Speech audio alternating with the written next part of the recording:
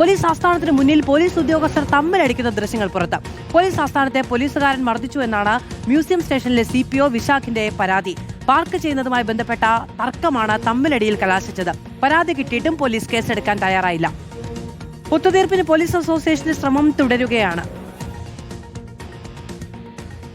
ഹരിമോഹൻ വിവരങ്ങളുമായുണ്ട്. ഹരി, ഞാൻ വിദ്യാർത്ഥികൾ വടിവാൾ ഉയർത്തി റീല് ചിത്രീകരിച്ചു, ഇതെന്തുകൊണ്ടാണ് ഈ കുട്ടികൾ ഇങ്ങനെയൊക്കെ ചെയ്യുന്നത് എന്നൊക്കെ ചോദിച്ചു വരികയായിരുന്നു. അപ്പോഴാണ് പോലീസ് ആസ്ഥാനത്തിന് മുന്നിൽ പോലീസുകാർ തമ്മിലടിക്കുന്നത്. പിന്നെ പിള്ളേരെ പറഞ്ഞിട്ട് കാര്യമുണ്ടോ അല്ലേ?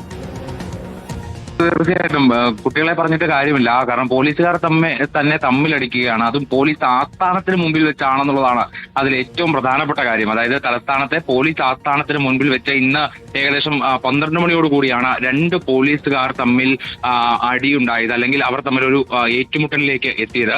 രണ്ട് CPOമാരാണ്. അതായത് ഒന്ന് തിരുവനന്തപുരത്തെ ബോംബ് സ്ക്വാഡിൽ ഉൾപ്പെട്ട, പോലീസ് ആസ്ഥാനത്ത് പ്രവർത്തിക്കുന്ന ബോംബ് സ്ക്വാഡിൽ ഉൾപ്പെട്ട CPO ആയിട്ടുള്ള കിരൺ, മറ്റൊരാൾ വിശാഖ് എന്ന് പറയുന്ന മ്യൂസിയം പോലീസ് സ്റ്റേഷനിലെ CPO. ഇവർ തമ്മിലാണ് ഇന്ന് പരസ്പരം ഏറ്റുമുട്ടിയത്. അതായത് കിരണിന്റെ അമ്മ ഒരു കാറിൽ അദ്ദേഹത്തിന് ഉച്ചഭക്ഷണവുമായിട്ട് വരികയായിരുന്നു.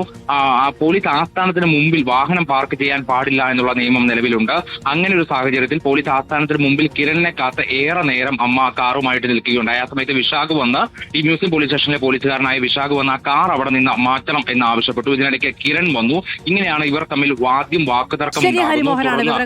എന്തായാലും ഇതുമായി ബന്ധപ്പെട്ട പോലീസ് അസോസിയേഷന്റെ സമ്മർദ്ദവും ശക്തമാണ് എന്നുള്ളതാണ് നമുക്ക് മനസ്സിലാക്കാൻ കഴിയുന്നത്. പ്രിയ പ്രേക്ഷകർ